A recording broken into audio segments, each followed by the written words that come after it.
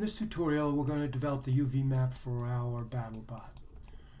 I'm going to start by deleting the bottom fin because it will be a duplicate of the one on top, but smaller. So rather than have to texture map both of these elements, I'm going to delete the smaller one. Before we go any further, we want to make sure that we have combined the elements that we want to texture map as complete entities. So the wing should be comprised of a combined element with the flat polygon square, the sphere and the cylinder, and then all the components of the legs should be combined as one. And when you select part of it, the whole thing will turn green, and that will just make sure that when we proceed now, we can map these UVs properly. So the last thing I'm going to check now is the propeller, and that should be now the blades plus that little knob in the middle. Alright, next I'm going to marquee all the components. I'll select and drag across, and then I'm going to shift select on the cone because we're going to put a separate color on that. The UV map that we'll develop in Photoshop will be comprised just for the body and the arm. This will use an internal node from Maya. Once I've got them selected, I'm going to right click and choose Assign New Material. I'm going to click on Arnold, Standard Surface. Now with them selected, we're going to put that default checkerboard pattern that is a built-in node in Maya. I'll hold down my right mouse, I'll go to Material Attributes, and I'm going to follow out the checkerboard at the end of the color node under Base, and I'll click on Checker. And if you don't see the checker pattern readily, make sure that you hit 6 on the keyboard, otherwise it'll remain gray. Once again, I'm going to make sure I'm in my object mode. I'm going to select all the geometry, and I will delete by type history, and then I'm going to go to Modify, Freeze Transforms. It will clear the default UV map for the cube in particular from its original shape and allow us to map the UVs proportional to the faces. So the first thing we'll do is let's select the cube that comprises the body, and we'll hold down the space bar, and we're going to go to UV and we'll click on Automatic. Now I'm going to go to my UV editor.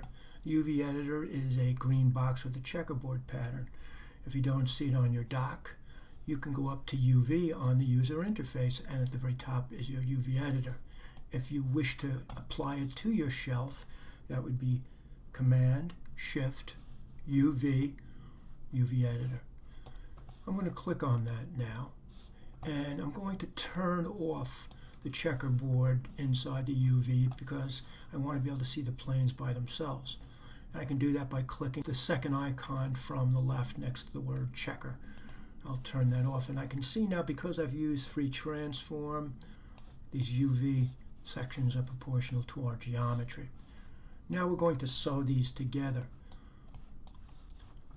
And you'll notice that when you roll over your geometry, it shows you where the faces are, and that'll be kind of important because we're going to be putting a texture on with that flame on it.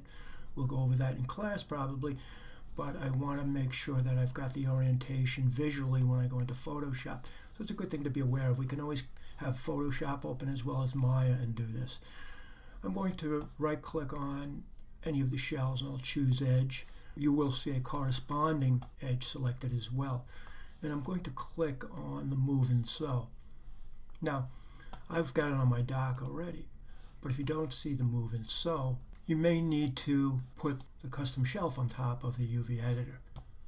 So I'll go to View, and if I click on Custom Shelf, you'll get a more advanced or wider dock inside the UV editor. Now, if I were to hold down Command and Shift and go to Cut and Sew, you'll see there's your Move and Sew tool. Now that I've started this, I'm going to start to sew a few more together by simply selecting an edge and either hitting G or clicking on the Move and Sew. And I'll zoom back. I'm opening it up as if it were a box. I'll select that, hit G or move and so, and save it. Now the next thing I want to do is I want to select that now complete shell by right-clicking and choosing UV shell. I'll select it, get W for my move tool. I'm going to pull it out from that corner where everything falls once we apply the UV map to it. So if I was to go in and start to click and add my planar mapping, say, to the wing, it would be on top of the box shell if I left it in that area. So it's a good idea to start to pull these out from that central area. This will just make it easier to apply the UV map to separate pieces. Next we'll do the wing. I'll select the wing, I'll go to the object mode, and for this we want to use planar mapping. And the edges are not important in the texture mapping process. It's the top surface where we'll put a metallic texture and then you'll put your own little design on. So that's going to be planar mapping in the y-axis. Any horizontal surface is planar mapping y. With the wing selected, I'll hold down the space bar and I'll go to UVs, and I'm going to go to planar mapping and to the attributes. It's a good idea to go to edit reset settings before you start. I'm going to set it for Y and then I'll hit apply. Now if we take a look, the checkerboard pattern is not perfectly square like on our cube body. So we need to go to the channel window to fix that. I'll hit Control A on the keyboard, or I'll click on the tab for the channel box. And the thing we need to make sure is that both the projection width and height are the same number. So I'll click and drag through both of them. I'll make them both 3. And you'll see now that your pattern has squared up. I'll go back to the UV texture editor now, and just like what we did with the body, I'm going to select it and I'm going to move it outside that main checkerboard area. I'll save what I have, and now let's do the leg. Now at the leg, we'll right click, go back to object mode, and that is going to be planar mapping in the x-axis. The x-axis is pointing where I really am concerned about putting the texture on the side. I'm not worried about the front. I'll hold down the space bar, I'll go to UVs, and I'll go to planar mapping, and this time I'll change it to X. Hit apply. Once again, I'll go to the channel window, make both the projection width and height 3. Then I'll right click on my geometry and return to the object mode. I'll turn off the checker reference. I'll right click and choose UV shell. I'm going to marquee select it. Even though we've combined the geometry, the shell has to be marquee selected to move. I'll drag that off to the left. I think I'll put it up in the corner there so it's not overlapping the wing that I put over here. Now I want to separate out the foot and map it in the y-axis because I want to put a color across the tip of the shoe. To do that, I'm going to go to my viewports and I'm going to go to the side view, and I'll zoom in on the leg, and we're going to make a selection of these polygon faces.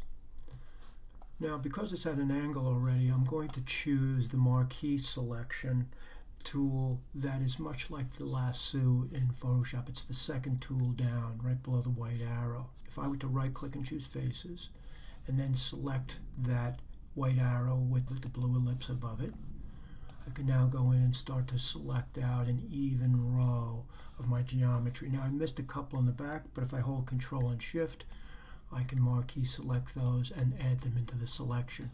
Now I need to have to go up to the entire piece of geometry that comprises the shoe, so I'll hold down the Shift key. If I hit the closed bracket for HTML, which is near the letter M, I can add rows of polygons to my selection. I'll go right up to the top. Now I'm going to hold down the space bar, I'll go to UVs, and I'm going to go to the planar mapping menu, and I'm going to set it for Y and hit apply. I'm going to return to my perspective view now, and when you look at your perspective view, you'll see that there is a virtual tool once you first introduce planar mapping. If I click on the red T in the corner now, I get all the tools to transform, scale, and move. I'll hit 4 on the keyboard because I want to get that blue circle to rotate the plane down so it's kind of going in the same angle as the shoe. Now once I've done that, I'll grab the x-axis and I'll just tip it so it's roughly at the same angle. So if I were to hit 6 here, now that texture map is laying kind of the way I want it. Now because we're using planar mapping, we'll go to the channel box and we'll make sure the projection width and height are the same. And I'll just keep the same number, 3, and then I'm going to go to my texture editor. And you can see there's the shoe element. I'm going to take it and drag it and put it up near the leg for now. I'll return to my viewport, right click, and choose Object Mode. Now we're going to map the tail. So I'll click on the tail, I'll hit W, that's my x-axis. I'll hold down the space bar, UVs, planar mapping, and I'm going to change it to X. I'll hit apply. I'll go to my channel window, select both projection width and height, make it 3, and I'll drag that straight up outside that checkerboard. Sometimes I'll turn this back on if I've got enough, just to make sure I've got it where I need it outside that proprietary corner that the UV map will be in once we finish. We'll return to our modeling window. I'll right click and choose Object Mode, and we're going to select that tube that comes out of the back that the tail and the propeller are hooked to. Now that's going to be x-axis as well, so when I click apply, the window stays up so that if I need to make changes or if I need to apply it to other surfaces in the same orientation, I can do so without having to fish the window out again. So I'll click on apply, and I'll change my width and height projection once again to 3. I'll go to the UV editor, and I'll just drag that one off the bottom. Next we're going to map the propeller.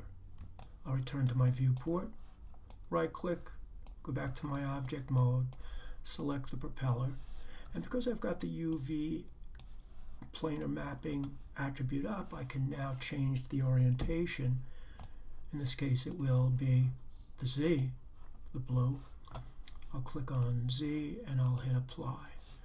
And I'll go to my channel window, punch in 3 for both projection width and height.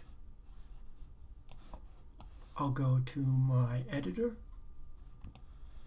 and I'm going to drag this down close to where that tailpipe is. Now we need to map the eyeball. So I'll return to my object mode, my viewport. I'll select the eyeball, and I'm going to go to the planar mapping options. And because this is in the same orientation as the propeller, it's also going to be Z.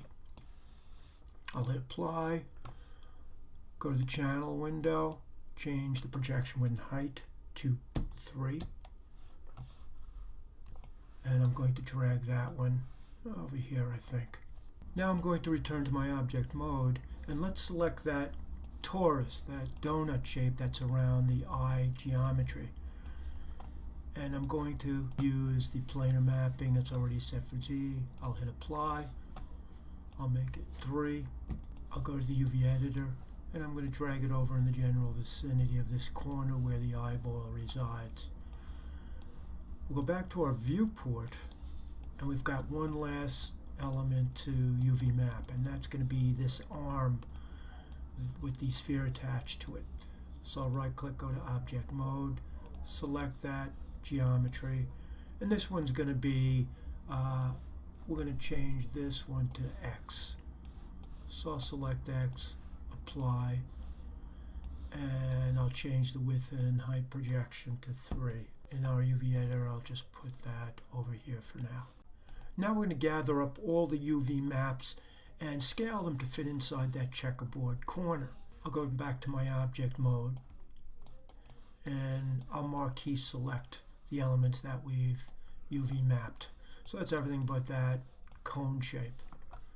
And if we go to the UV editor now, you'll see that all those pieces are highlighted. I think the first thing I'm going to do is I'm going to put the torus that goes around the eyeball closer to the eyeball itself. I'll right click and choose UV shell, and I'll select the torus, hit W, and I'll move it over. Now a little bit of extra wiggle room here, so I'm going to scale it up a bit so it's beyond the actual circumference of the eyeball, but still close to it. And then I'll marquee select those two, and I guess I'll put them over here. So I probably will start by selecting the body. The texture map on the body is going to be the most prominent because it's the largest piece of geometry. So let's put that in there, and I'll just scale that so that it's almost across that checkerboard pattern from one side to the other. And I'm going to tuck it in the corner so I can use this space more efficiently. Now I know that that tail piece is kind of small. I'll put it over here, and I'm going to even scale it down a little bit more so it fits inside. The placement and the scale of these UVs is really very subjective. Now the wing's pretty good size surface, so I'll click on it.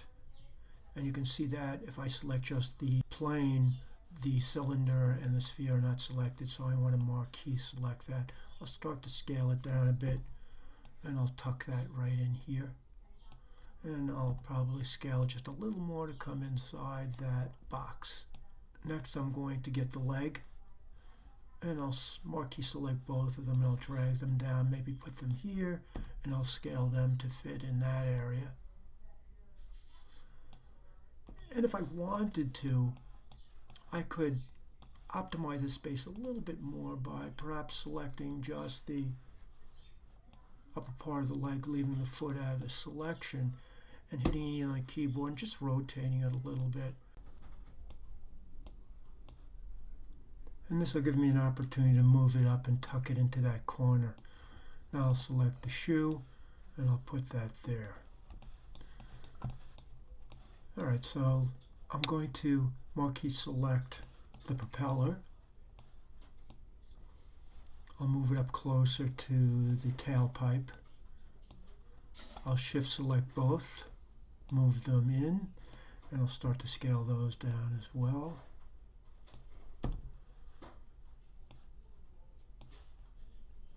Next I'll go over and get the arm. I'll put that here, and I'll scale that just a little bit. Now we just have to get the eye. I'll marquee select both of these elements. I'll scale it in, and I think I'll put these here. And we've got everything we need now inside that UV quadrant, right? If I put on my checkerboard, you can see now there are all the UV surfaces mapped out. Now I'm going to return to my viewport, go to my object mode.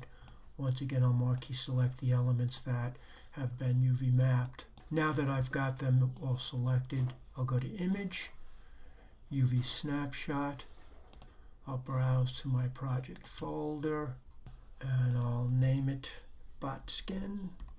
I'll save it, making sure that it's set for PNG, the image format, and then the size, the X and the Y axes are both 2048 by 2048, and I'll choose Apply and Close.